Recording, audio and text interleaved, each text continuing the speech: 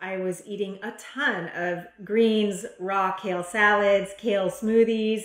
It would not be unusual for me to drink a whole pitcher in a Vitamix of kale with mangoes and bananas. That was pretty common for me to do on a plant-based diet, and in my raw vegan days especially. So after a couple of years of that, suddenly out of nowhere, during my raw vegan diet, I started having a lot of pain in this area. And I found, I went to the doctor and found out that I did have gallstones. I let them be, tried to continue on with my plant-based diet, thinking it would work itself out. Ultimately, the stones came back, but this time I had so much pain. I went to the doctor and I had already a case of an inflamed pancreas called pancreatitis. Very miserable illness, and it takes a long time to heal from, and then you can die from it. So it's a pretty serious situation.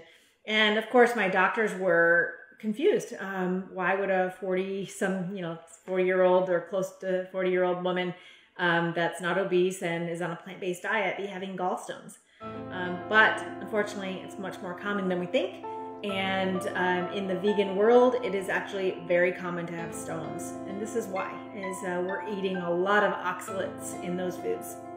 So that was how I ended up getting gallstones and pancreatitis, which I ultimately had my gallbladder removed. But most of all, I just feel great. I am, 44 years old. I feel like I'm in my 20s. I have tons of energy. I sleep way better than I ever did. I'm easily adding muscle and dropping body fat.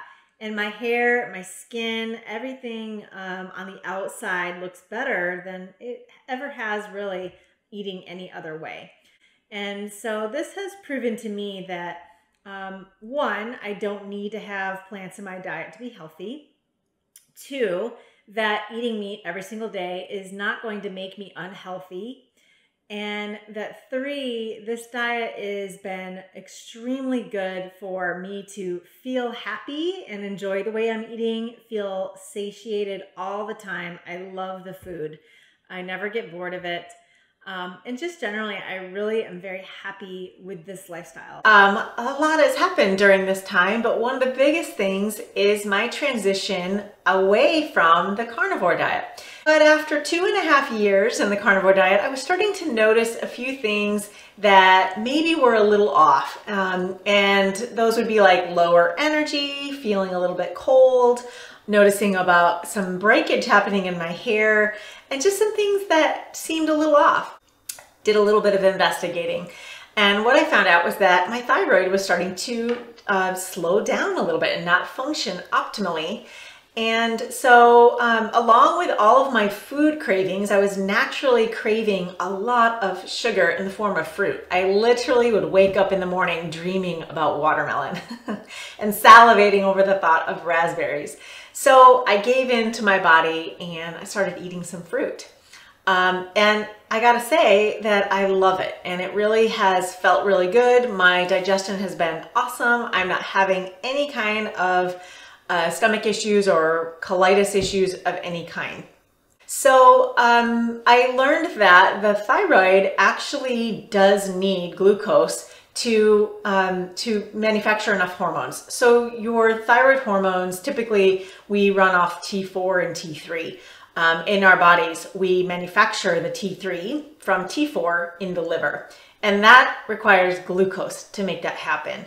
And so some signs that you are not getting that conversion happening could be fatigue, low libido, hormone imbalance, impaired sleep, breaking hair and nails, and cold body temperature, as well as a slowing metabolism. And this was my first kind of signal. I was starting to gain a little bit of body fat, which I'm okay with, but I hadn't changed my caloric intake and not a whole lot of change in activity. So it kind of made me wonder what the heck could be causing this. And through this investigation, I learned that I could take my body temperature to ascertain the level of my thyroid.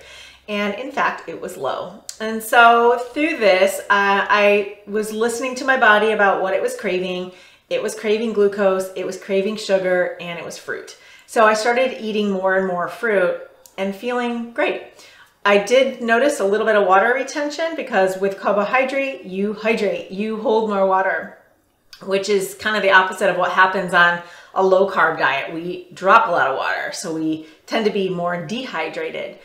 And so this is kind of how my transition has happened over the last couple of months. It's just a slow introduction of some low glycemic foods such as cucumbers, mushrooms, and then a lot of fruit. And there are specific kinds of fruits and certain foods that I'm adding. What I wanted to kind of get across is that carnivore diet is great, but it might not be great forever. So I encourage everybody to listen to your body. If you're doing great on it, keep going.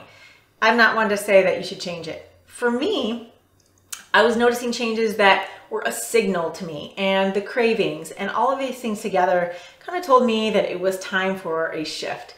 I have many clients that are working on the carnivore diet for exactly those reasons.